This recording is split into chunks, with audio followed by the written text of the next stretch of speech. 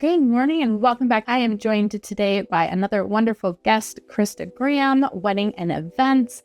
Well, a little bit of history for her. While working as a pharmacy technician back in 2016, she longed for a career around helping others create shared experiences that bring people together. Combining her idea and her passion for organization, she decided to open a wedding planning company. Fast forward many years, and that business is now her full-time career, which we talked about on the podcast today.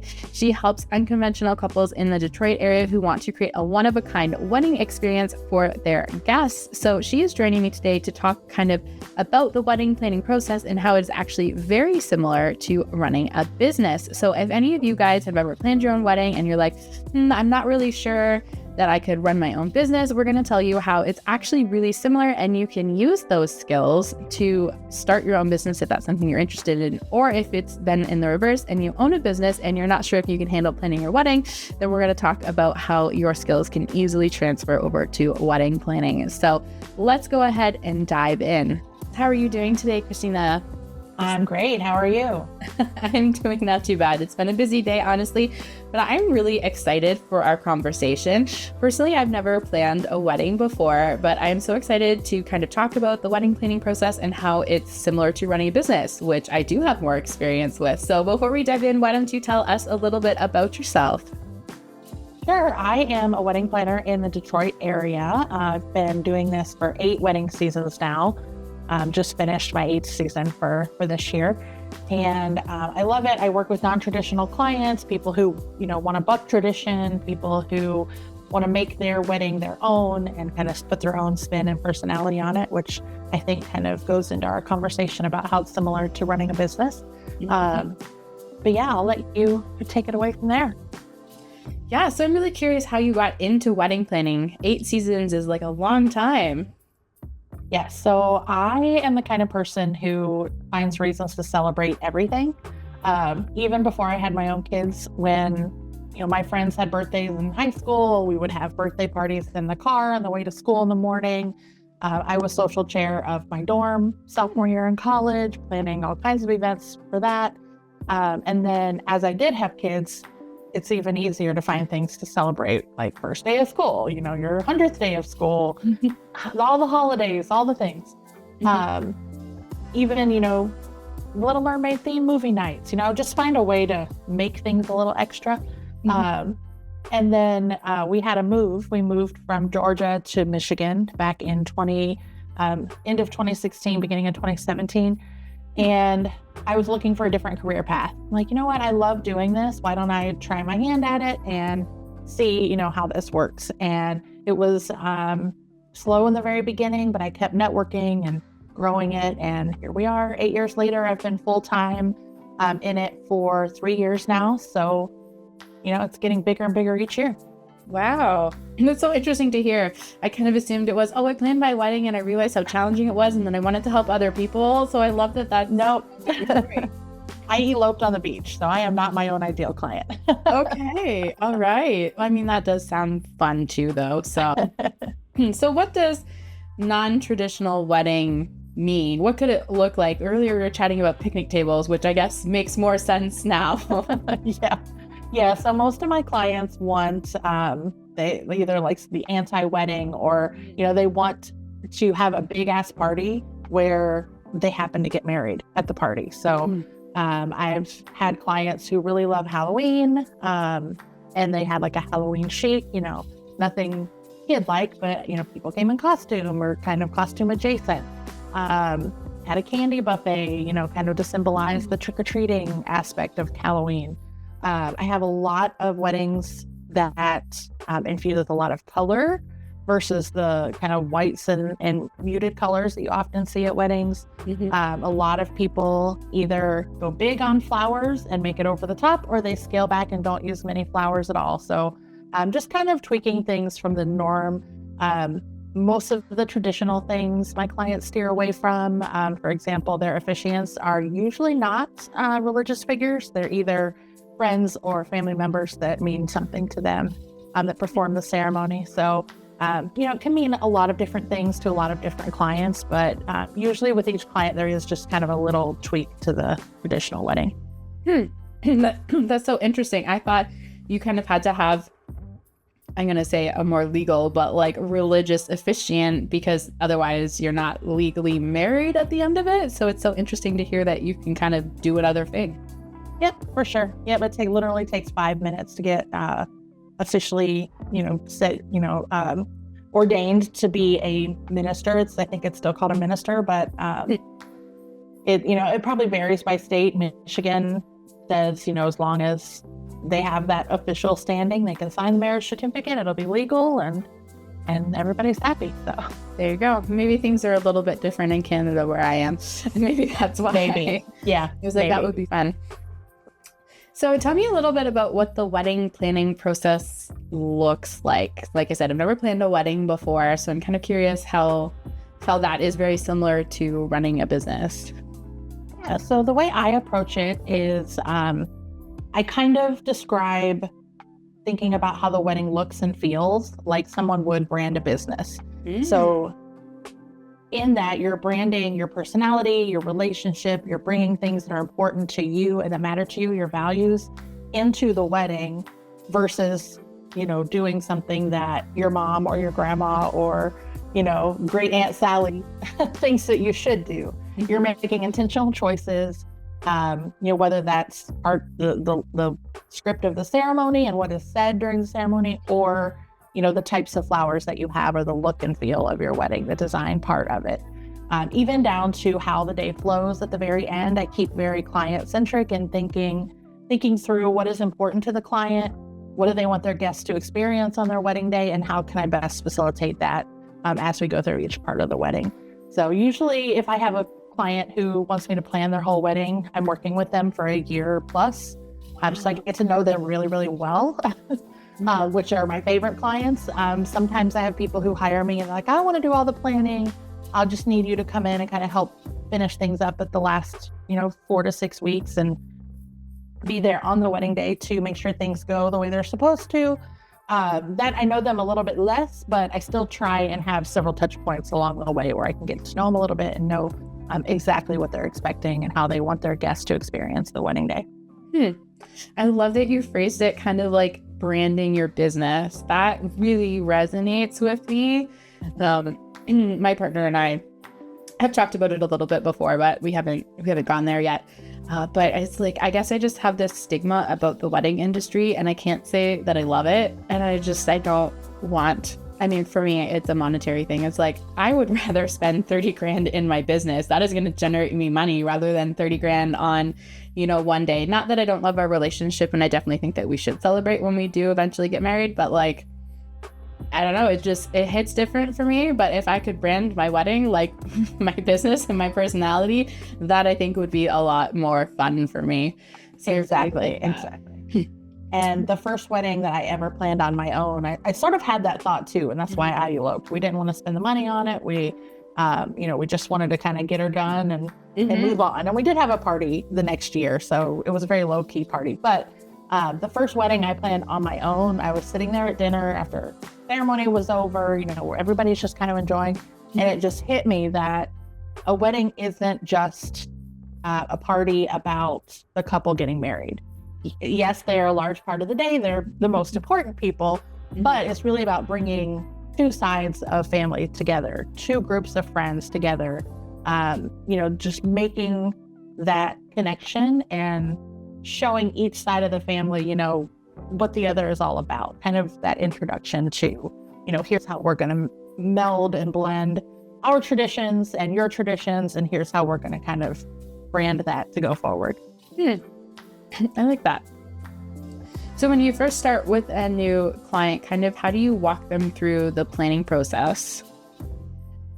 So I found that the more information I give them, the more overwhelmed that they get. So Fair. I try to keep it in chunks, and we try and focus on what we're working on now. And then I always give them kind of a sneak peek of what's coming up. We meet about every month or so leading up to the wedding, and I have a master to-do list of absolutely everything they could possibly need that they will never see.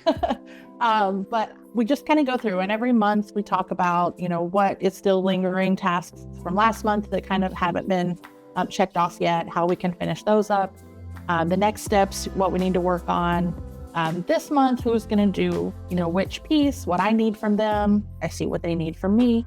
And then I also send them an email follow-up every month, usually the first or second week of the month, and say, here's what's completed, here's what's pending, here's what's coming next, just so they have a snapshot of where we are in the process. Mm-hmm. And that seems to be a much more manageable way for them to see, okay, we're working on stuff. Christa knows what's coming next. So, they trust me to know that I'm going to hit everything and when it's the appropriate time to hit everything. So up until about 8 weeks before the wedding, we're working on process stuff like that. Checking off all the to-dos, making sure everything's in place. Every person that we need is in place, all our vendors, the designs coming together, all of that. Once we hit a couple months before the wedding, it's mostly me looking at logistics, verifying things with vendors, putting all our last final details in place, verifying guest counts, all the logistical things that make my heart happy. Putting all that into a big timeline for the wedding day. Just making sure everybody has what they need. I always tell clients it's kind of like a puzzle. You look at a 1,000-piece puzzle and you're like, oh my God, there's so many pieces. I don't know where to start.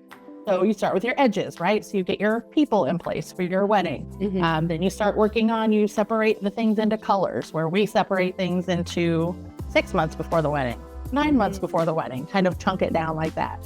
And then once you start putting each individual piece together, the whole picture will become visible. Mm-hmm. Yeah, I like that. I love doing puzzles. That's a great reference. It also basically just sounds like planning a wedding is basically launching something in your business. You have a very overwhelming to-do list and you can never look at all of it. Otherwise, you'll never do it. You just break it down into like timeline sections and you've got your little pieces that you're working on now. And then little bit by little bit, kind of the whole picture comes together. And then, the wedding day is when the new thing launches in your business and all is well and good. I like that. It's much essentially it's project management. That's all it is. So what would be some of your tips for someone looking to kind of DIY some elements of planning in their wedding? I would, even if you're planning to DIY, I would still consult a professional. Oftentimes you can ask them for, an hour of their time and what they would charge, even if you want to DIY your flowers, maybe ask a florist that you admire or has a style that you like. If you can pay them for an hour of their time and just get tips, tricks, what things to watch out for.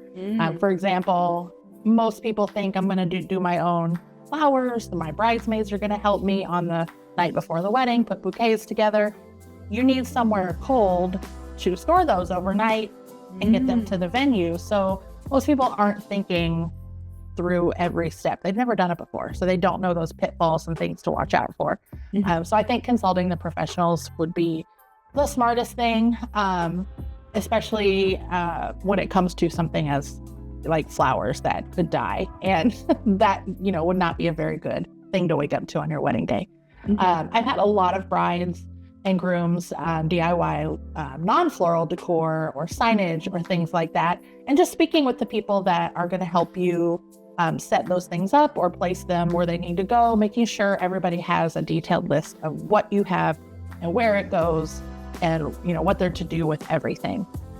It may make sense to you when you look at a box of things and say, oh yeah, they're going to know that goes on the bar and the gift table, whatever. They're probably not. So just making a list and a list of locations that things go is very, very helpful. It's like when you move into, we're moving soon. It's like, I do things and I'm like, oh, this is so self-explanatory. And then I'm like, Grayson, I need you to help me with this. And I just like give him the box of stuff. And then like 6 weeks later, I'm like, but where did this go? It was in the box.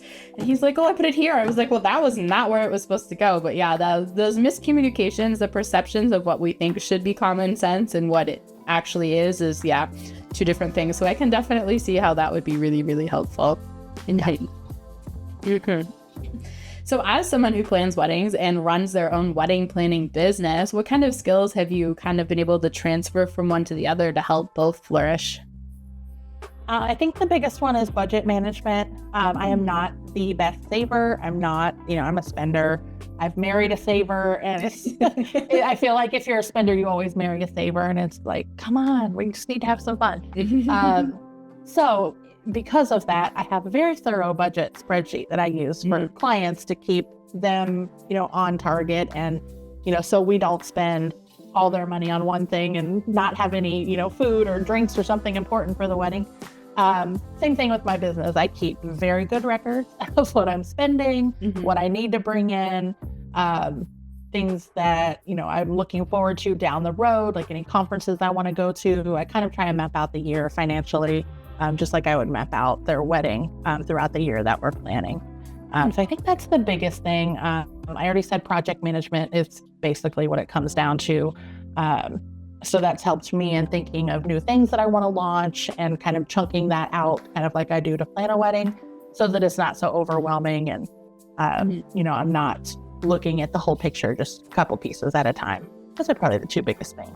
Makes sense.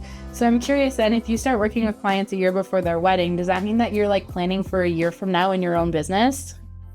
Correct. Yes. So I have to look at my kids' school schedules when it's spring break, so I don't plan weddings there. I learned a big lesson. I was supposed to go on an Alaskan cruise with my parents in August of this year, and I accidentally planned a wedding that same weekend that it was supposed to set sail because I wasn't looking ahead far enough. So, remembering to look at my calendar before I tell a client I'm available is important. So yeah, looking ahead, I have 2025 calendars. I've had those printed, since January of this year, just kind of with the dates that I'm available and dates that I'm absolutely not available and dates that maybe I could be available if I wanted to be.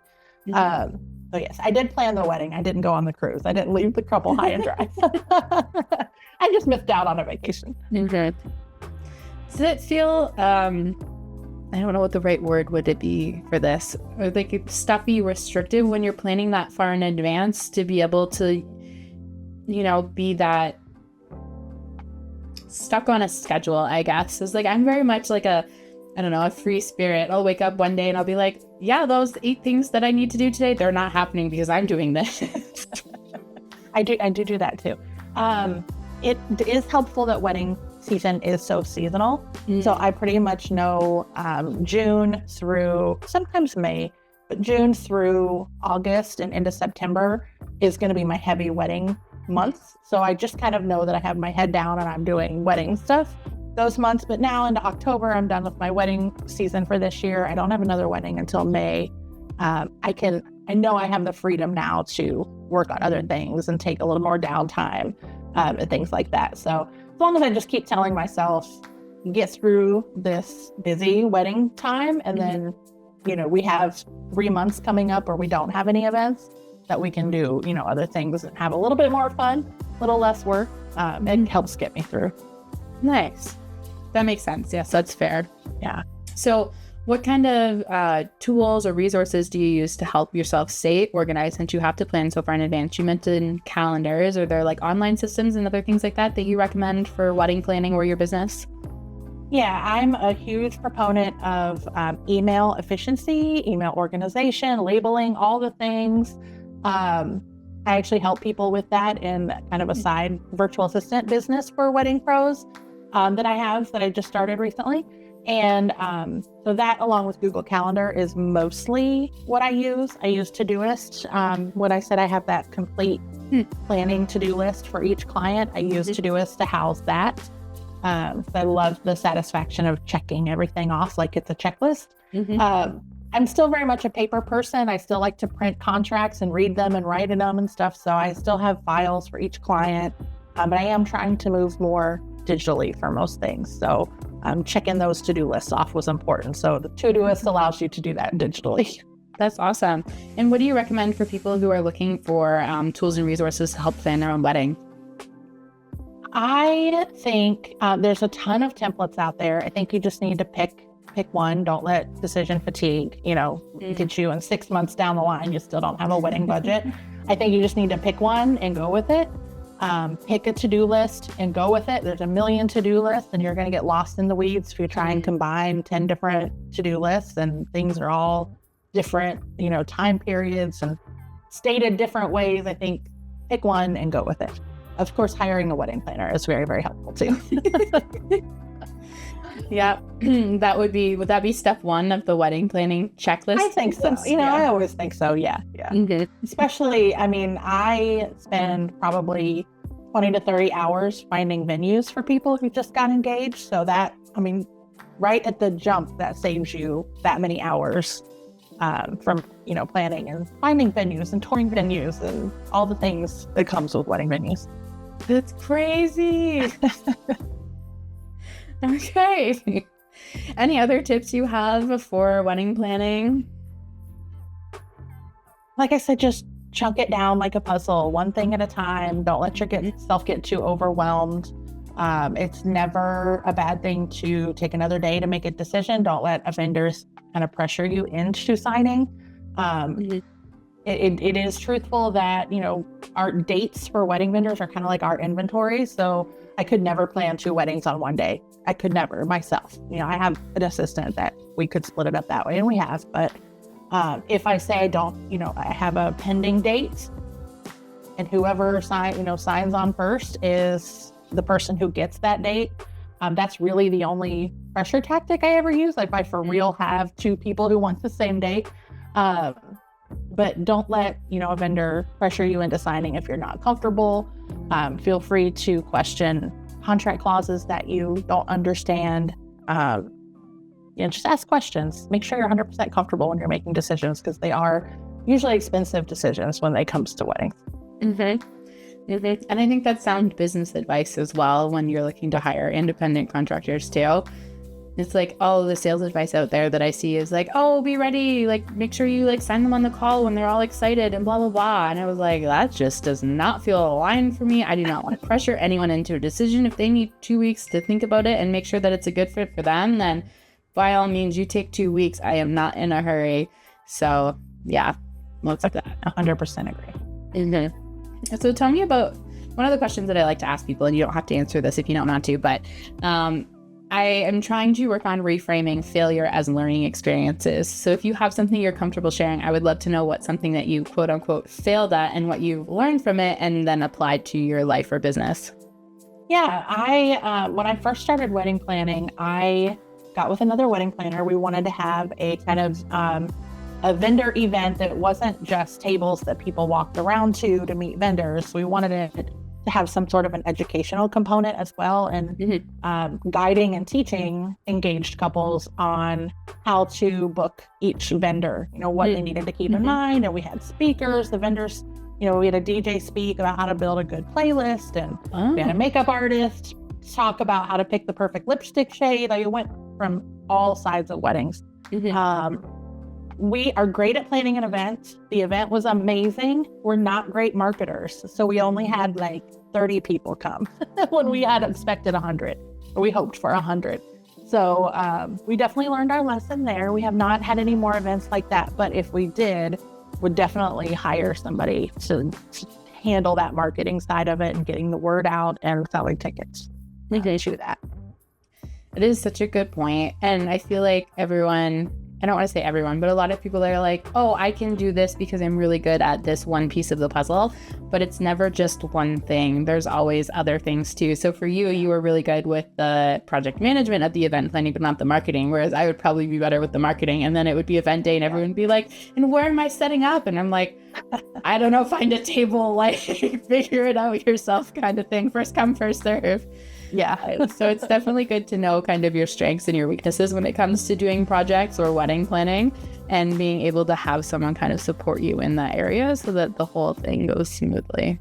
Exactly. I think it's a book. I always say, let people work in their own zone of genius. I think that's from a book somewhere. I don't remember what book, but not my original idea. But I trust my caterer to know what they're doing and what they need for catering. Just tell me how I can help you, how I can support you. Same with every vendor. So going forward with marketing, yes, I will definitely hire a marketer if I just do any other event like that, and trust them to do their job and trust them to tell me, what they need from me. I love it. Well, it was so interesting to hear how wedding planning is actually very similar to running a business. I didn't really realize how much overlap there was. But definitely it is really basically one big giant project wedding management thing, but I had no idea you needed to start planning a year before your wedding date. I guess that explains why so many people get married multiple years into the future. So yeah, you can plan it faster, but I don't suggest it. It's very stressful. What is the shortest time frame that you would ever kind of help someone plan their wedding in? So I have a hard time saying no to people. So even though the 2 times I've planned a rush wedding, I thought I will never do this again. Of course, I have a hard time saying no.